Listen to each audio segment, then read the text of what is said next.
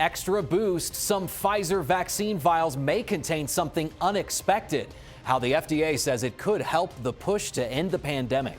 A renewed hope among healthcare workers. Oh, I hope it boosts morale. As more Coloradans get the vaccine, the state sees an overall decline in cases. Under 1,500 people hospitalized at this point. But one local community is still dealing with a dramatic rise in COVID-19 deaths. Where the numbers stand tonight. Have you seen this truck? What would drive somebody to do that? Neighbors and law enforcement want to know why a driver pushed a dog into the street and drove off. The charges they could face. Now, with 11 minutes of nonstop news and your certified most accurate forecast, this is KKTV 11 News at 10. Thanks for watching 11 News at 10. I'm Adam Atchison, and we're going to start with this 11 breaking news alert tonight. Police are now investigating a deadly shooting in the parking lot of a local hotel. We have a live picture from the scene right now, and police say, they're still there, you can see that. They say that when they arrived earlier tonight, they found a man who had been shot, and they tried to save him, but he died in that parking lot. This happened just hours ago, right around 6 at the Value Stay and Inn and Suites off Hudson Avenue in Pueblo. That's on the east side of the city. Right now, no suspects are in custody, and there is no other suspect information. We'll get you caught up and let you know as soon as we learn more. Want to get to this 11 breaking news alert tonight. We just learned that a man is now suspected of sex crimes against children. Colorado Springs police say they were called to a hotel off of South Nevada Avenue today on a report of 2 teenage girls needing help. Police say 44-year-old Jose Marmolejo Marcias was arrested after they say he planned to buy a hotel room and pay one of those teens for a sex act. He is facing multiple felony charges tonight. This is new at 10. The FDA now says pharmacies, hospitals, and clinics across the country are authorized to use extra doses of the Pfizer vaccine. Those doses are contained within some of the vials already being distributed across the country. Here's how. Pharmacists were told that they could get 5 doses or so out of the vial, but according to the FDA, some are finding they can get 6 or even up to 7 doses. The FDA tweeted they're okay with public health officials doing that because of the public health crisis. U.S. health officials say more than 2.9 million doses of Pfizer's vaccine have been sent out. Vaccine rollout in Colorado is well underway. More healthcare workers got some of the first doses available in Pueblo today. 11 News reporter Spencer Wilson is joining us now. And Spencer, statewide, it looks like we've dodged what some were concerned about, a Thanksgiving spike. They were worried about this. Yeah, Adam, they attribute that in part to Coloradans making the hard choices this holiday season and doubling down on social distancing. That being said, it's not all good news right now. This will have a profound impact on the pandemic and get us back to our normal lives. Finally, after what has seemed like the year that would never end, hope. Hospitalizations are down statewide, and each day more and more Coloradans are getting the Pfizer vaccine. And the Moderna version is expected to get FDA approval sometime this week. Very exciting. Exciting because we have never needed the vaccine more than we do right now. Pueblo's cases are still high, putting our healthcare workers in harm's way. Doug Uli's been one of them. He got the vaccine today. Just dealing with, possibilities and potential, it's right now things are more dangerous than they've ever been. So a little more than half of the total deaths from COVID-19 in Pueblo this year happened in the last 15 days. This week, the Pueblo County coroner called in a truck for extra storage space. It's a dark time, with what many hope is a very bright spot on the horizon. I hope it boosts morale. I hope that the folks that want to take it can get it, and that we start seeing a turnaround in this. Things, infection rates dropping and people, not dying. That's really important. State health experts say we should see our hospitalizations drop significantly because of the vaccines, maybe sometime in the spring. Adam, back to you. We hope so. All right. Thank you, Spencer. Looking ahead right now, several high-ranking politicians are planning on getting the COVID-19 vaccine in public. Vice President Mike Pence and his wife Karen are expected to get the Pfizer vaccine Friday. President-elect Joe Biden will reportedly get the shot sometime next week. A White House official told CNN President Trump will not be administered a vaccine until the White House medical team recommends it. Time for No Wait Weather. Let's get over to Chief Meteorologist Brian Bledsoe and check out what's happening right now. Cold night out there again. Yeah, it's chilly out there, Adam, but not in the teens like what we were last night across parts of southern Colorado. In fact, right now, we're dealing with numbers in the Springs at least 27 degrees. That little northerly breeze is helping to keep things stirred up at least a little bit, to keep us out of those teens, at least right now. But not so much just north of town. The Air Force Academy 13, Monument 19 degrees, Woodland Park and Cripple Creek also in the mid-teens, which again, for this time of year, with the clear sky we got going out there, really isn't that bad of a night. I know it's chilly, but nothing terrible. And Pueblo right now at 20. Again, notice the difference. Canyon City 28 versus Fowler 13. That's due to a little breeze stirring out there, and that's going to be the key again tonight. Wherever the breeze is stirring a little more, that's where temperatures will hang up. Most of the day was characterized by plenty of sun. We had a few clouds move through during the daytime hours today, but thicker cloud cover is back here to the west. This is tied to a storm system, which is going to gradually impact us as we head toward the day on Friday. So increase the clouds out there for tomorrow for sure. Keep in mind, after a chilly night tonight, we have another dry day on tap tomorrow, although more clouds in the forecast, and then winter makes a little brush around here as we head into Friday. I'll tell you what that means more specifically, Adam, in just a little bit. See you then. District 11 in Colorado Springs announced its back to school plan for next semester. D11 says that students will return to online learning on January 6th. Then on January 19th, elementary school students will return to in-person learning. Secondary students will resume a hybrid schedule that same day. The district says Mondays will be what they're calling asynchronous learning days for all grade levels. All families do still have a choice to keep their kids fully online. Looking ahead now, Old Colorado City is preparing to launch a program to operate more room, or create more room to dine outside, I should say. Starting Friday, half of 25th Street will be shut down to vehicles so that restaurants can expand their outdoor dining. 25th will be closed from Colorado to Pikes Peak Avenue. The Old Colorado City Partnership is leading the wintertime pilot program to help businesses and restaurants in the area. This closure is set to last until March of next year. Also starting on Friday, the Colorado Department of Public Health will begin taking applications for counties to apply to the 5-star Certified Business Variance Program. We've been telling you about this. This program would allow businesses which qualify to open up to shoppers or diners again if they follow certain safety measures. Here's how it works. Counties at the red level are eligible only if the county has 2 weeks of a declining incidence rate and hospitalizations. If approved, they can operate at orange level capacities. Counties at level purple are not eligible for that program. New tonight. Take a moment to look at your screen right now. Do you recognize that truck right there? Someone inside is caught on camera dumping a dog in the middle of the road and then just driving off. This happened in a neighborhood off Woodman and Rock Rimmon on Saturday, right when the snow was rolling in. 11 News reporter Danielle Kreuter is joining us live on Raven Hills Court. And you spoke with the woman who caught this on a security camera. She and other neighbors, understandably, are pretty upset. Yeah, Adam, it's not clear by the video what the intentions were of the person who threw the dog into this street, but that neighbor says she hopes by sharing this video, maybe at very least they can track that person down or find the dog and make sure it's okay. It just took off after the truck. Living off Rock Rimmon, Christine Lyman checks her security camera every morning to see if it catches any wildlife. We have a bear that sometimes comes through. This weekend, the creature she caught on camera was a dog. Home security video shows a truck pulling up across the street. The next thing you know is somebody grabbing a dog from the front seat and letting the dog out onto the street and then driving off. And the really sad, painful part is the dog kind of looks around and then he takes off trying to run after the truck. What would drive somebody to do that? She shared the video online and the reaction from her neighbors was swift. There was immediate concern for the dog. There were people out regularly checking the neighborhood. The animal control officer was out there just waiting and looking, and yeah. Many animal lovers in this neighborhood want answers. Christine says she wants whoever did this to get help. Whether it's mental health help or whether it's, a hefty fine that teaches them a lesson. Animal law enforcement tells us that if this person is caught, they could face animal cruelty charges for abandoning that dog. Reporting live in Colorado Springs, I'm Danielle Kreuter, KKTV 11 News. That's sad. We'll follow up. Danielle, thank you. 11 minutes of nonstop news continues with this. Deputies are asking for your help finding a man who they say robbed a laundromat by sawing holes into a wall. Take a look at these photos. You can see this man that police are looking for here. Police say this happened yesterday morning at a laundromat along Main Street in Fountain.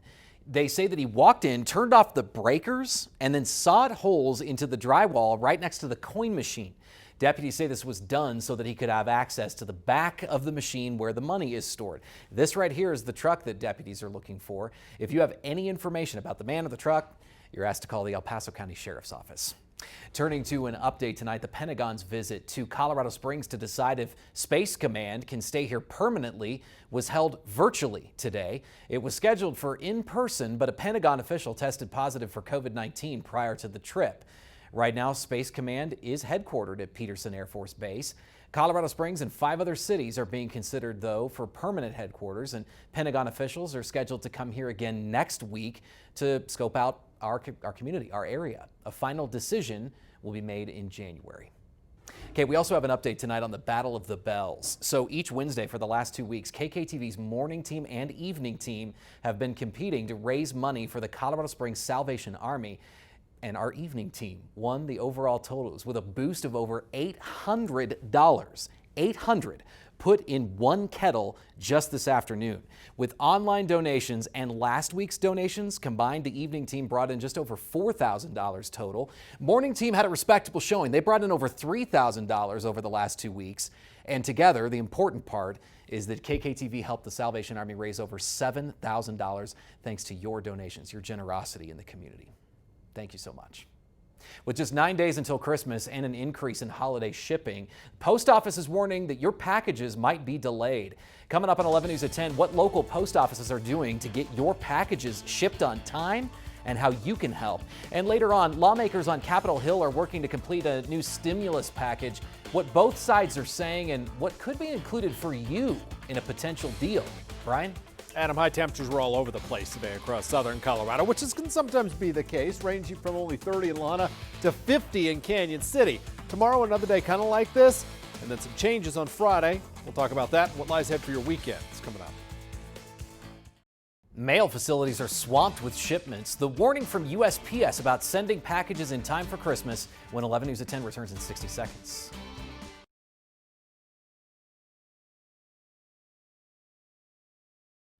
Looking ahead now, the pandemic is forcing a lot of people to rethink holiday travel and gathering plans. The post office here in Colorado Springs says they're experiencing higher than ever shipments because of that. Post office is opening up some local post offices on Sundays and is even having carriers start routes at 6 in the morning. They say they've also hired 600 people since October to help with the stress. They're delivering close to 15,000, 20,000 packages by 9 a.m. Then the carriers come back. They're delivering their mail. They're working hard. USPS issued a statement Monday warning that customers may experience temporary delays during the holiday season. The Postal Service is asking customers to send packages as soon as possible, try to get them delivered on time, to help them get them delivered on time. They also say that the most important thing to help their workers this year is give them a little extra patience. Maybe if you're in line at the post office. If you haven't ordered your Christmas gifts yet, you have a few more days to do so at Walmart if you want them to arrive on time. The retailer announced its shipping deadlines to get deliveries in time for the holiday. For 2-day shipping, orders have to be placed by December 19th. The 21st is the deadline for Walmart's next day delivery, and orders must be placed by December 23rd at 4 p.m. local time for in-store pickup on Christmas Eve. Many retailers are warning of delivery delays because of the increase in online shopping. It's happening everywhere. Time for your weather forecast with Chief Meteorologist Brian Bledsoe. We had a little bit of a warm up today. We're going to see that again tomorrow? Yep. pretty similar temperature-wise out there, Adam. I think that's probably going to be the case, but you will notice more cloud cover around, and that'll probably make it feel cooler than maybe today was out there. I know it sounds a little bit strange, but we see that a lot of times around here. So thickening clouds throughout the day. Temperature should top out into the lower to middle 40s here in Colorado Springs, and after a cold start to tomorrow morning, we'll increase the clouds as well. Pueblo going to top out pretty much in similar fashion right there in the low to mid 40s.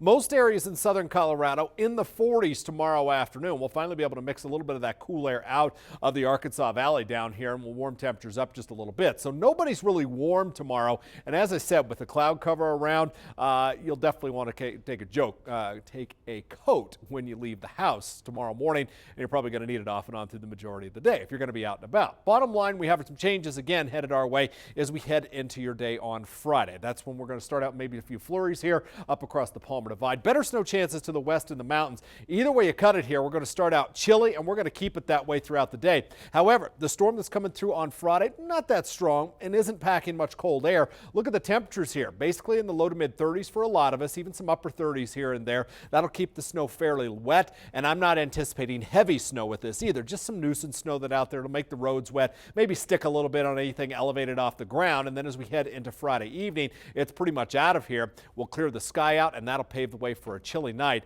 on Friday and a cold start to the morning on Saturday. Snowfall potential with this. We have another day to kind of watch this a little bit, and this is probably even going to end up being on the high end. I think as little as no accumulation, maybe up to an inch or two, especially in the favored areas west of I-25 here, and the same thing can be said farther south. Pueblo, probably no real accumulation at all. Same thing in Canyon City, but in the mountain locations where temperatures will be a little bit colder, you could stick some snow here, places like Walsenburg, Rye, back toward Levita Pass, but again, the farther east you roll, non-event for you.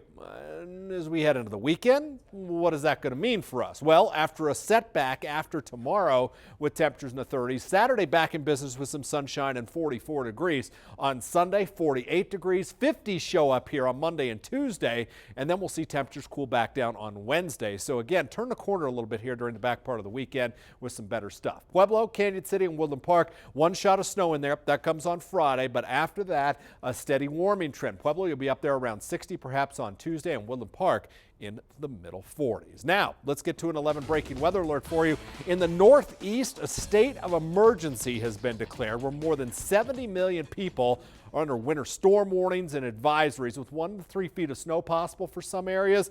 Yeah, it's the real deal back there. As you can see, some of that snow right now from this live shot out of New York, where some places in New York, some of these snow bands have been producing over 4 inches of snow per hour. Now, the snow combined with wind gusts up to 60 miles per hour are creating blizzard conditions and dangerous travel. 2 fatalities have been reported due to this storm, and officials are urging people to stay home.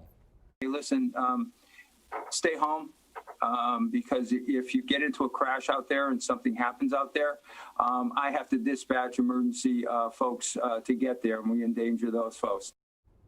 Obviously, it's quite the storm, one of the bigger ones they've seen around here in the past couple of years. We'll keep you updated as this storm continues to pound the Northeast, and no doubt about it, Adam, we could use some more of that snow like they're getting back there here, but unfortunately, we'll just kind of have to take what we get right now. It's been real dry here. Something like that may be coming. We just hope not to that extent, right? That'd be nice, yeah. Thank you. Alaska is reporting its first case of a severe allergic reaction to the new coronavirus vaccine. Officials say a health worker suffered the adverse reaction after receiving the Pfizer vaccine yesterday. That worker is now considered stable, but according to doctors, the health worker had no known history of severe allergic reactions to vaccines. People with that kind of history were excluded from the vaccine's clinical trials. During the whole time, she was still enthusiastic that she got the vaccine and the benefits that it would give her in the future. In Britain, where vaccinations began last week, at least 2 severe reactions have been reported. There's a new, more convenient way for you to get tested for COVID-19 before you catch a flight. Coming up on 11 News at 10, what DIA is offering to hundreds of passengers per day. But first, while some may be traveling for the holidays, one survey finds many of us have changed plans. How lower travel is impacting the Colorado Springs airport. Next. Precious Metals Report brought to you by Hallenbeck Coin Gallery. Whether buying or selling, dealing with us makes good sense. This is developing right now after months of stalemates and even disputes. Congressional leaders on both sides are now expressing some confidence that they're going to reach a deal on another round of stimulus funding. That proposed deal is expected to also include a potential another round of stimulus checks and could pass both chambers of Congress in the coming days. Some are estimating the new deal could cost nearly $900 billion. People are still changing their holiday travel plans amid the pandemic. According to one survey, 68% of Americans say that their holiday travel plans have been impacted this year. That's affecting air travel. Colorado Springs Airport says so far in 2020, they've seen a more than 56% drop in passengers through the airport. They did attribute some of the drop in passengers, though, to social distancing measures taken by airlines. In Colorado, in Denver, I should say, DIA is also expanding testing options for passengers. Today, the airport announced a new rapid testing site at the airport. Those tests allow for passengers to receive results in less than an hour while they wait for their flight. The testing site's set up on Concourse B at the airport. According to the company that administers the tests, they'll be able to test 400 people per day. We'll be back. Now, KKTV 11 Sports with Richie Cozzolino. Well, we start with prep sports. Some high school athletes waited 4 years for this Wednesday in December. Today was National Signing Day. Kids in our area committing to playing sports at the next level. All it takes is some ink to paper. From Division I recruits like Luke McAllister and Caden Dudley here at Palmer Ridge, all the way down to D2 and JUCO, signing up for their future. Thanks to the Gazette for this footage. Also today, CHSAA releasing all state teams for the football season. Lamar's Zane Rankin, senior quarterback, was named Player of the Year in 2A, as voted on by the coaches. Rankin scored 3 times in the Savages' state title loss. We have dozens of local athletes named first and second team All-State today. You can check on those over on KKTV.com. Once again, it's the baseball offseason, and once again, we're debating whether we'll see Nolan Arenado at Coors Field when next year rolls around. Today, manager Bud Black gave us some insight on his future. Black said he expects both Arenado and shortstop Trevor Story will be on the opening day roster. Arenado is set to make $35 million next year. Of course, because of that, the trade rumors have been swirling around him for a while. His contract runs to 2027, though. Story is in the final year of his contract next year, but could stick around. Black also says he still thinks it's possible the Rockies are playoff contenders next year. Major League Baseball has, quote, corrected a long-time oversight of the game's history today, classifying the Negro League as part of Major League Baseball. This means all the records in the Negro League will officially enter the MLB books. The Negro Leagues operated from 1920 to 47. In release, the MLB called it, quote, long overdue recognition. Well, it's becoming more and more likely the NFL will add a 17th game to its regular season schedule. Today, owners approved the formula to tack on an extra week to the season. NFL Commissioner Roger Goodell said a final decision on this could be made as soon as January, so nothing official yet, but it's very possible we will see this change by the start of next season. Finally, CU basketball playing today, hosting Omaha in one of their last non-conference games of the year at home. We start in the second half. Dallas Walton, the big man's got big range. Colorado up 25 early in the second. This game, as you can tell, very one-sided. Evan Batty to Walton one more time. Walton, 14 points on the day. Then later on, fast break, McKinley right to Batty. This is a big man moving fast down the lane. Batty and the Buffs, 4-1 on the season. They smack Omaha 91-49. And that's a wrap right there. We'll see you at 4:30 in the morning for 11 News This Morning. Have a good night.